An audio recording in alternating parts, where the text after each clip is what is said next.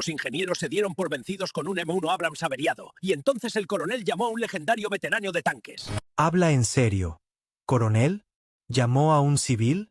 ¿A un anciano para que arreglara un tanque de batalla principal de 60 toneladas?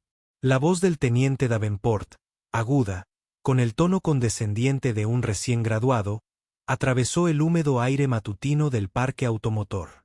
Señaló con una tableta la silenciosa figura monolítica del M1 Abrams averiado, y luego al hombre que estaba junto a él.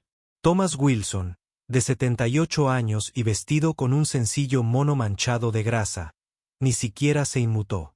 Tenía las manos metidas en los bolsillos, el cuerpo relajado, pero la mirada fija en el tanque. Era del azul pálido y deslavado de quien se ha pasado la vida contemplando horizontes desérticos, y su quietud parecía absorber sin reflexionar el desprecio del joven oficial. No escuchaba a Davenport, sino al silencio de la gran máquina. El coronel Miller, el hombre que había hecho la llamada, se quedó a unos pasos de distancia, con el rostro convertido en una máscara de forzada neutralidad. Sabía que se arriesgaba. Este no era un tanque cualquiera, era el vehículo líder para un ejercicio crítico de preparación que comenzaba en menos de 48 horas. Cada segundo que permanecía allí, inmóvil sobre el concreto, era otro clavo en el ataúd de la reputación de su brigada. Davenport, ajeno a las corrientes más profundas de la situación, aprovechó su ventaja. Era el jefe del equipo de ingeniería, una estrella en ascenso con la mente llena de esquemas y diagramas de flujo de diagnóstico. Veía el mundo en binario, como una serie de problemas que podían resolverse con el software adecuado. Este anciano era una anomalía, una variable incuantificable que ofendía su ordenada visión del mundo. Señor, con el debido respeto, continuó Davenport, su tono sugiriendo que no se debía realizar ninguna. Mi equipo ha estado trabajando en este vehículo durante 36 horas seguidas. Hemos realizado una verificación completa de los sistemas, un diagnóstico de nivel 3 en el motor de turbina Honeywell y un análisis completo de la presión hidráulica. Todos los datos que tenemos indican una falla catastrófica de la unidad de potencia principal. La computadora es inequívoca. Necesita un reemplazo completo a nivel de depósito, lo que significa una plataforma, una grúa y unas 3 semanas que no tenemos.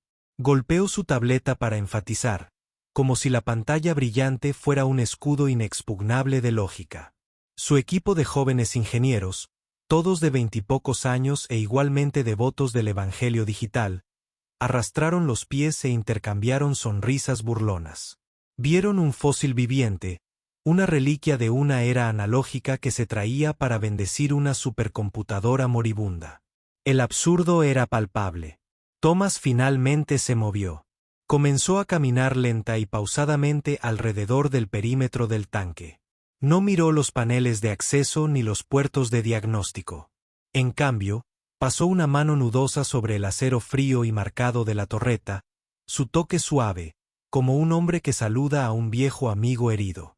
El Abrams se posaba bajo sobre sus barras de torsión, un gigante de uranio empobrecido y blindaje compuesto, humillado por un fantasma en su propia máquina. El polvo de los campos de entrenamiento se aferraba a sus flancos, testimonio de sus recientes y últimos esfuerzos. Se detuvo cerca de la parte trasera del tanque, cerca de las enormes rejillas del motor, y giró ligeramente la cabeza, como si percibiera un olor en el viento. Su voz, al salir, era tranquila y áspera, un marcado contraste con la precisión recortada de Davenport. ¿Cómo sonaba antes de morir? Davenport parpadeó, desconcertado por la simplicidad de la pregunta. ¿Sonido? La potencia del motor era nominal hasta el punto de fallo. Las lecturas de decibelios estaban dentro de los parámetros operativos estándar. La mirada de Thomas no vaciló. No fue eso lo que pregunté. Pregunté cómo sonaba. ¿Fue un apagado limpio o sucio? ¿Gritó o se ahogó? Algunos de los mecánicos más jóvenes se removieron incómodos. Habían estado allí. Lo habían oído. Pero nunca se les había ocurrido describirlo de esa manera. Yo lo oí. El registro de datos muestra una pérdida repentina y completa de potencia. ¿Algún olor extraño?, preguntó Thomas, mientras sus ojos escudriñaban las líneas hidráulicas que recorrían el chasis. Fluido quemado. Ozono. Cualquier objeto afilado. Davenport se burló, recuperando el equilibrio. Era la tontería primitiva que esperaba. Señor, estamos más allá de los olores y las vibraciones. Este es un motor de turbina de gas de 1700 caballos de fuerza, no la cortadora de césped de mi abuelo. La computadora de a bordo monitorea miles de métricas por segundo. Si hubiera un problema, se habría registrado. La computadora solo sabe lo que le dices que busque, dijo Thomas en voz baja, casi para sí mismo. Se arrodilló, sus viejas rodillas protestaron con un leve crujido, y observó las enormes ruedas que trazaban una línea de visión a lo largo de la suspensión. La humillación se estaba convirtiendo en un espectáculo. Otros soldados, atraídos por la inusual visión de un civil con acceso a un tanque de batalla principal averiado, comenzaron a reunirse a una distancia respetuosa. Sus susurros creaban un zumbido bajo la tensión. Podían sentir la fricción entre los dos hombres, el choque de dos mundos completamente diferentes. Davenport decidió que ya había tenido suficiente. Este anciano no solo estaba perdiendo el tiempo. Estaba socavando su autoridad frente a su equipo y ahora a la mitad del parque móvil. Dio un paso al frente, colocándose entre Thomas y el tanque. Coronel Miller, debo insistir, dijo, alzando la voz. Esto es una pérdida de tiempo valioso y una violación del protocolo. Mi equipo está listo para comenzar a preparar el tanque para su transporte al depósito. Por favor, pídale a su invitado que abandone el parque móvil. Es un riesgo civil en una zona restringida. El rostro del coronel Miller se tensó. Abrió la boca para hablar, pero Thomas se le adelantó.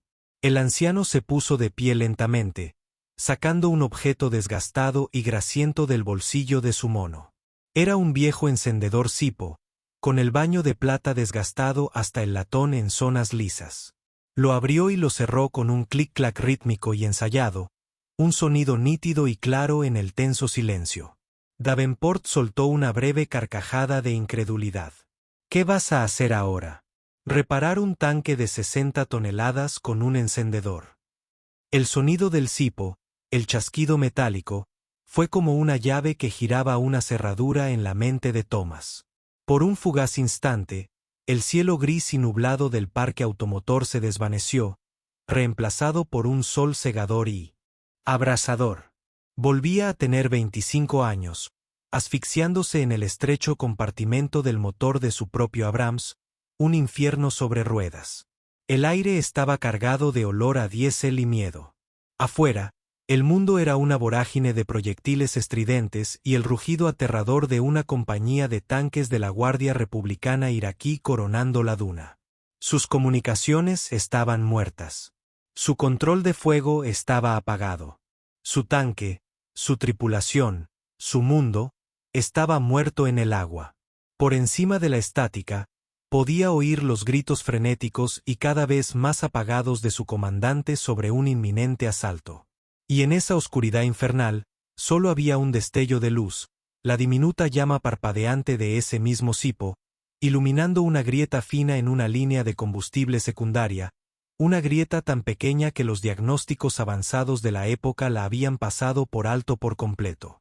Recordó el frenético trabajo de sus manos, enrollando la línea con una abrazadera que había rescatado de una radio rota, con los nudillos sangrando y el corazón martilleándole las costillas. Recordó la oración desesperada que había pronunciado al encender el motor, y el glorioso grito de la turbina al encenderse, rugiendo de nuevo a la vida, justo cuando el primer T-72 enemigo apareció ante sus ojos. El recuerdo, vívido y violento, se desvaneció en un instante.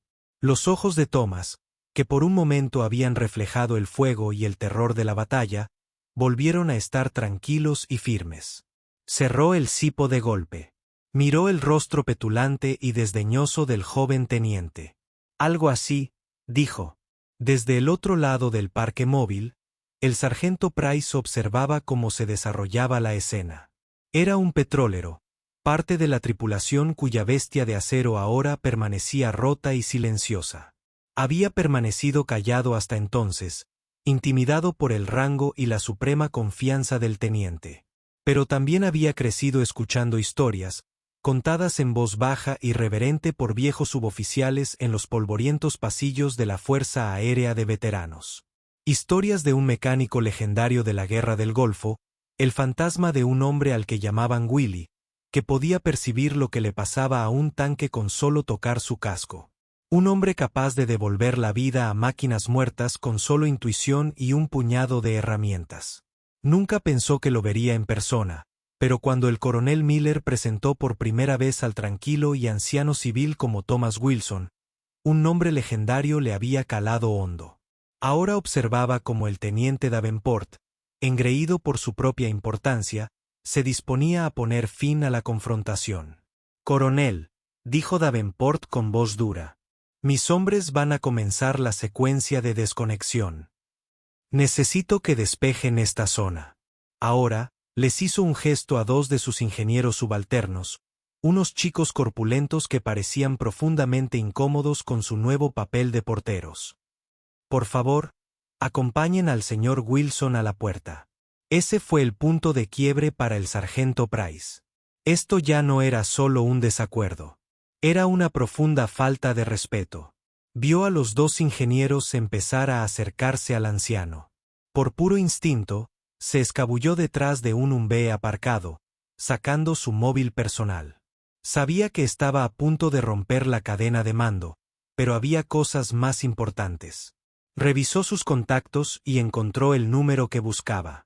El teléfono sonó 2 veces antes de que una voz áspera respondiera. «Davis, artillero maestro, soy el sargento Price, de la tercera brigada». «Price, ¿qué necesita?» «Estoy ocupado». «Señor», dijo Price, con la voz baja y urgente. «No se lo va a creer. Tienen a Willie Wilson aquí en el parque móvil de la tercera brigada». Hubo una pausa al otro lado de la línea. «Repítalo, sargento». «Es él, el artillero maestro. Thomas Wilson. El coronel Miller lo trajo para que revisara nuestro Abrams derribado. Y un nuevo teniente de ingeniería está a punto de echarlo de la base. Lo llama a una carga». El silencio que siguió fue denso, peligroso. El sargento Price casi podía sentir la presión creciendo a través del teléfono. El juego acababa de cambiar. No conocía los detalles de lo que sucedería a continuación, pero sabía, con absoluta certeza, que la caballería venía. A kilómetros de distancia, en una oficina desordenada de la Escuela de Blindados del Ejército de los C.E.U., el artillero maestro Michael Davis golpeó su teléfono en su base con tanta fuerza que hizo crujir el plástico. Su rostro, una hoja de ruta de una carrera de 30 años grabada con los hijos de Irak en el invierno, de Grafenberg, estaba rojo intenso y furioso. «¿Me estás tomando el pelo?», rugió hacia la habitación vacía. Su ayudante, un joven capitán, asomó la cabeza con los ojos abiertos de par en par, alarmado. «¿Todo bien, artillero maestro?» Davis lo ignoró. Cruzó la habitación pisando fuerte hacia una pared cubierta de décadas de placas, fotos de unidades y condecoraciones. Era un santuario para el cuerpo blindado. Su dedo, grueso como una salchicha, señaló una fotografía descolorida de 1991. En ella, un grupo de jóvenes tanquistas, con las caras manchadas de hollín e iluminadas por sonrisas triunfantes, estaban de pie frente a un M1 Abrams. El cañón del tanque estaba adornado con 7 siluetas de tanques enemigos pintadas toscamente. En el centro del grupo, con aspecto imposiblemente joven, estaba el hombre que acababan de describirle por teléfono. «Capitán», gruñó Davis, con la voz apagada y un retumbar de furia controlada. «¿Ves a ese hombre? Es Thomas Willie Wilson. Cuando estabas aprendiendo las tablas de multiplicar, él escribía la mitad de los malditos manuales de mantenimiento de la variante A1 desde una posición de combate. Las técnicas de recuperación en el campo de batalla que enseñamos a todos los mecánicos del 91A de este ejército, no las aprendió en un aula. Las desarrolló bajo fuego enemigo, con sus manos y su ingenio. Y el sargento Price me acaba de decir que un teniente de cuello de lápiz con una laptop nueva y reluciente intenta que lo arresten por allanamiento. Se giró, con los ojos encendidos. No bajo mi supervisión. Comuníqueme con el general Peters, ahora mismo. El capitán se apresuró a obedecer, con los dedos torpes en el teléfono. Y preparen un vehículo, gritó Davis como si se le ocurriera después. Varios vehículos. Díganle a la oficina del general que uno de sus nuevos oficiales está faltando al respeto al fantasma del 73 Easting. Usen esas mismas palabras. El nombre quedó suspendido en el aire como un trueno. El fantasma del 73 Easting. No era una señal de llamada. Era un título. Un trozo de historia viva. El rostro del ayudante. Palideció. De repente comprendió la magnitud de la tormenta que estaba a punto de estallar sobre el parque móvil de la Tercera Brigada. La urgencia ya no era por un tanque averiado. Se trataba de defender el honor de una leyenda. De vuelta en el parque móvil, el teniente Davenport saboreaba su victoria. El coronel Miller, aunque visiblemente angustiado, no había revocado su orden. Los dos jóvenes ingenieros, vacilantes pero obedientes, se habían acercado a Thomas Wilson. El anciano no se había movido, pero los miraba con una expresión no de ira, sino de profunda y cansada decepción. Davenport decidió asestar él mismo el golpe final. Una reafirmación clara y pública de su autoridad. Avanzó a grandes zancadas, deteniéndose justo frente a Thomas. Señor, por última vez le ordeno que desaloje esta zona militar restringida. Su presencia interfiere con las operaciones oficiales. Si se niega a obedecer, haré que la policía militar lo detenga. ¿Está claro? Había cruzado el Rubicón. La amenaza de arresto dirigida a un invitado civil de un coronel fue una extralimitación tan profunda que un silencio invadió a toda la asamblea de soldados. Los susurros cesaron. Los mecánicos se congelaron. Esto ya no era una simple disputa jurisdiccional. Era la humillación pública y brutal de un anciano. Thomas simplemente negó con la cabeza lenta y tristemente. Miró más allá de Davenport, hacia el tanque silencioso, como para disculparse. Comenzó como un sordo estruendo. Una vibración que se sentía más en el pecho que en los oídos. Era un sonido que todos los soldados de la base conocían. El ruido de vehículos pesados moviéndose a toda velocidad. Pero no era el zumbido de las patrullas de la policía militar. Era más profundo, más amenazante. Las cabezas se volvieron hacia la carretera principal que conducía al parque móvil. En cuestión de segundos, apareció un convoy de vehículos de mando negros y un BS color arena, moviéndose demasiado rápido. No redujeron la velocidad. Se desplegaron y frenaron en seco en una formación táctica perfectamente ejecutada, levantando nubes de polvo y grava con los neumáticos. Todo el parque móvil se vio repentinamente envuelto en una atmósfera de crisis. Las puertas se abrieron de golpe con precisión sincronizada. Apareció un general de 2 estrellas, con su uniforme inmaculado y su porte irradiando un aura de mando absoluto. Estaba flanqueado por el artillero Davis, de aspecto furioso, y un séquito de suboficiales y oficiales superiores, hombres con el pecho cargado de cintas y rostros rígidos como la piedra. Se movían como uno solo, una oleada de rango y justa ira que se extendía por el hormigón. Todos los soldados en las cercanías, desde el soldado raso de menor rango hasta el coronel Miller, se pusieron firmes. Se quedó boquiabierto. El teniente Davenport, que un momento antes se había envanecido con su propia autoridad, pareció encogerse, palideciendo por completo. Parecía un hombre que acababa de darse cuenta de que había confundido un avispero con un balón de fútbol. El general de 2 estrellas, cuya placa decía Peters, ignoró por completo a Davenport. Ignoró al coronel Miller. Sus ojos, como miras láser, estaban fijos en una sola persona, el anciano del mono grasiento. Cruzó la pista a grandes zancadas, con el eco de sus botas, y se detuvo exactamente a 1 metro de Thomas Wilson. En el silencio sepulcral, levantó la mano en el saludo más seco e impecablemente respetuoso de su larga carrera. Su voz, el barítono de un comandante acostumbrado a retumbar en los campos de desfiles, era clara y firme. «Señor Wilson», declaró el general Peters, y su voz resonó en cada rincón del parque móvil. «Es un honor inmenso, señor». Thomas, con aspecto ligeramente desconcertado por la repentina fanfarria, asintió lenta y cansadamente. Entonces, el artillero maestro Davis dio un paso al frente, colocándose de modo que mirara directamente a los ojos aterrorizados del teniente Davenport. Su voz no era fuerte, pero era fría como el acero y cargaba con el peso de 30 años de autoridad. «Teniente», empezó a dejar que el rango flotara en el aire como una acusación. «Está ahí de pie con su placa y su título, y ve a un anciano. Ve un problema para su diagrama de flujo. Permítame decirle lo que veo».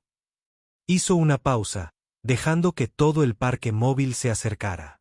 «Veo al hombre que, durante la operación Tormenta del Desierto, tuvo a su pelotón de tanques aislado y emboscado en la batalla de 73 Hastings. Veo al hombre cuyo tanque recibió 2 impactos directos de T-72 enemigos, inutilizando sus comunicaciones y su sistema avanzado de control de fuego. Bajo un fuego infernal continuo, este anciano se metió en su propio compartimento del motor, diagnosticó y reparó manualmente una línea hidráulica cortada, y sin ayuda de nadie, restableció la energía a su torreta. Luego procedió a apuntar y destruir manualmente 7 tanques enemigos de primera línea. Una exclamación colectiva recorrió la multitud de soldados. Ya no estaban simplemente presenciando un enfrentamiento, eran testigos del desvelamiento de un mito. No tenía una computadora portátil que le explicara qué le pasaba. «Teniente». Davis continuó, con la voz llena de desprecio. Lo hizo con una llave inglesa estándar, una manguera de repuesto y el encendedor Zippo que aún lleva en el bolsillo, que usaba para encender. Y cuando terminó, no escribió un informe pidiendo una medalla. Redactó el nuevo procedimiento de reparación de emergencia para toda la flota M1, un procedimiento que salvó innumerables vidas y tanques estadounidenses durante los siguientes 30 años. Este hombre no es un civil. No es una carga. Es una leyenda viviente del cuerpo de blindados de los Estados Unidos, y Yusan simplemente intentó que lo desecharan como a un pedazo de basura. El silencio que siguió fue absoluto, roto solo por el zumbido distante de la base. Los soldados miraron a Thomas Wilson con una nueva y profunda reverencia. Ya no era solo un anciano. Era el fantasma del 73 Hastings, una figura del campo de batalla hecha carne. El sargento Price, el tanquista que hizo la llamada, sintió una oleada de orgullo tan intensa que casi lo hizo caer de rodillas. El equipo de jóvenes ingenieros de Davenport miró al suelo, con los rostros encendidos por una vergüenza que era casi doloroso de ver. El general Peters entonces dirigió su mirada glacial al teniente Davenport. El aire a su alrededor pareció bajar 20 grados. «Teniente», dijo el general con una voz engañosamente tranquila. «Tiene un título del MIT admirable. Le enseña cómo funciona una máquina. Hombres como el señor Wilson», señaló a Thomas, «entienden cómo funciona una máquina, sobre todo cuando está averiada, en llamas y rodeada de gente que intenta matarlos. Usted, hijo, ha confundido conocimiento con sabiduría».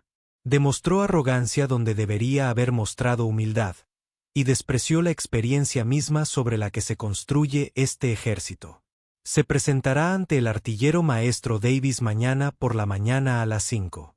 Él le educará personalmente sobre el significado del respeto, y lo aprenderá desde cero, empezando con una pulidora y un cubo. La reprimenda fue total. Una reprimenda pública y devastadora que perseguiría a Davenport durante el resto de su carrera.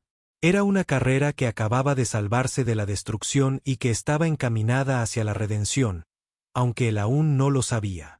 Todas las miradas se volvieron hacia Thomas, el silencioso centro de la tormenta. Finalmente habló, su voz suave pero que se oía con facilidad en el silencio cargado. No miraba a Davenport ni al general. Miraba el tanque.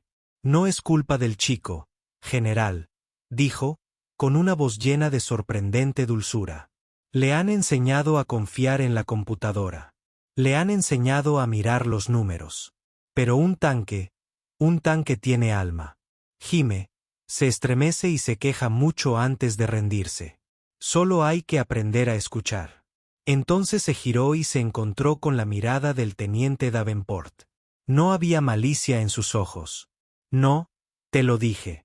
Solo había la silenciosa paciencia de un maestro artesano que mira a un aprendiz que lucha. Ejecutaste todos los diagnósticos, dijo Thomas. ¿Pero hablaste con la tripulación? ¿Le preguntaste al sargento Price qué oyó en esos últimos segundos? ¿Qué sintió a través de las placas del suelo? Davenport, despojado de todo su orgullo intelectual, solo pudo negar con la cabeza, total y completamente humillado. Thomas asintió lentamente y luego regresó al Abrams. «Dame una llave dinamométrica pesada», le dijo a uno de los mecánicos cercanos. Le entregaron una llave grande y pesada, con la superficie de acero reluciente de aceite. Al cerrar la mano sobre la herramienta, un último y breve recuerdo cruzó por su mente. El sol del desierto otra vez. Pero esta vez no había batalla. Estaba de pie en una fila de soldados que eran reconocidos por su valor. Pero su oficial al mando no le estaba colocando una medalla en el pecho. En cambio, le puso una llave dinamométrica nueva y pesada en la mano. El ejército entrega medallas, Willy, había dicho el oficial con la voz ronca por la emoción. Los tanquistas dan herramientas. Nunca confíes en un hombre que no se ha despellejado los nudillos. Thomas no se dirigió al compartimento trasero del motor, sino a un pequeño y aparentemente insignificante depósito de fluido hidráulico ubicado cerca de la base del anillo de la torreta. Era un componente tan básico, tan poco tecnológico, que los diagnósticos avanzados de Davenport lo habrían pasado por alto como posible causa de una falla total del sistema. Levantó la llave y la golpeó contra la carcasa metálica del depósito. En lugar del sonido claro y agudo del acero sólido, la llave produjo un golpe sordo y plano. La golpeó de nuevo. Golpe sordo. Miró al grupo reunido de ingenieros, mecánicos y oficiales de alto rango. Ahí está su problema, dijo simplemente. No es la unidad de potencia, explicó Thomas, su voz ahora adquiriendo el tono claro y conciso de un profesor. Todo el parque móvil se había convertido en su aula. La computadora les dice que el motor falló porque está leyendo una caída de presión catastrófica en el sistema de arranque. Y es correcto. La presión está cayendo a cero. Pero no es la bomba la que está fallando. Es esto. Golpeó el depósito de nuevo. Hay un deflector colapsado dentro de este depósito hidráulico primario. Es una pieza sencilla de $50. Probablemente falló por fatiga del metal. Se ha caído y está bloqueando la salida principal de fluido.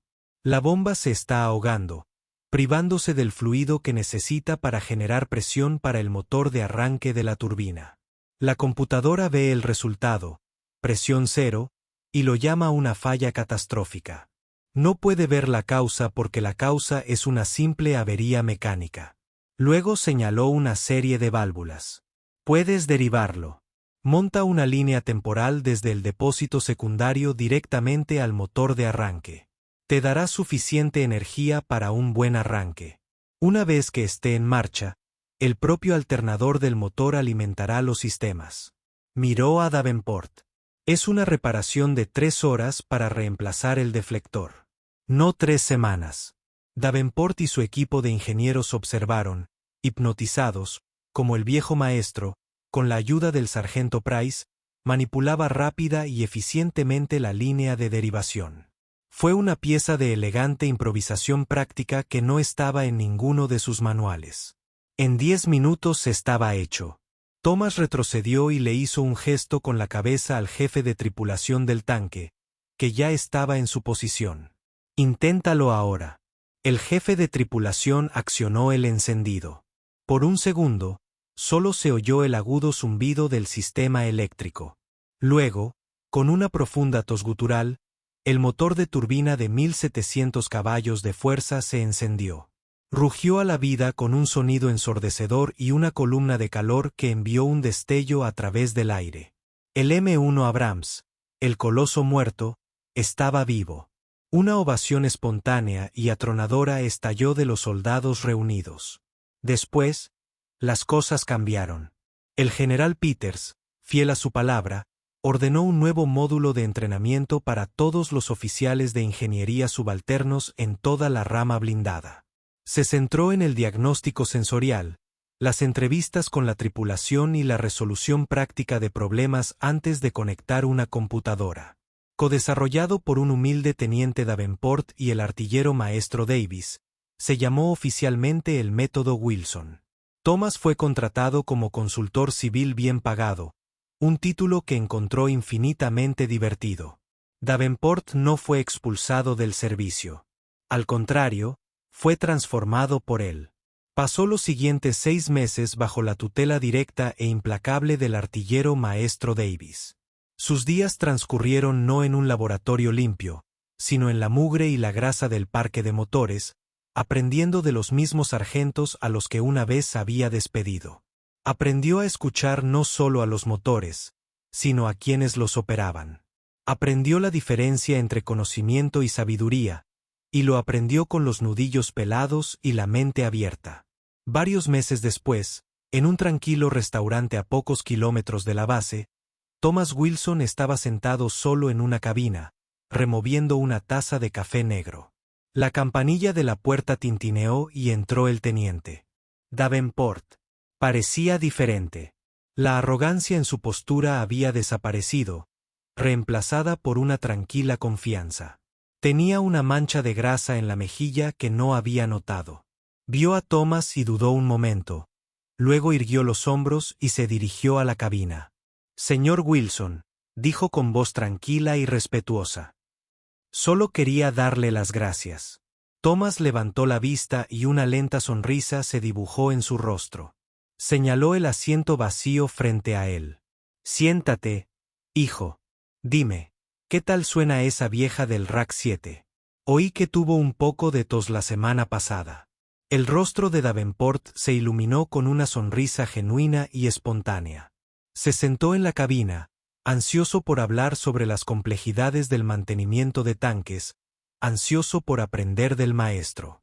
El testigo había sido transmitido, no por reglamento ni por orden, sino por un simple acto de sabiduría compartida. La historia de Thomas Wilson es un poderoso recordatorio de que la sabiduría se gana con tierra y acero, no solo con datos. Si te inspiró su modesto valor, dale a me gusta.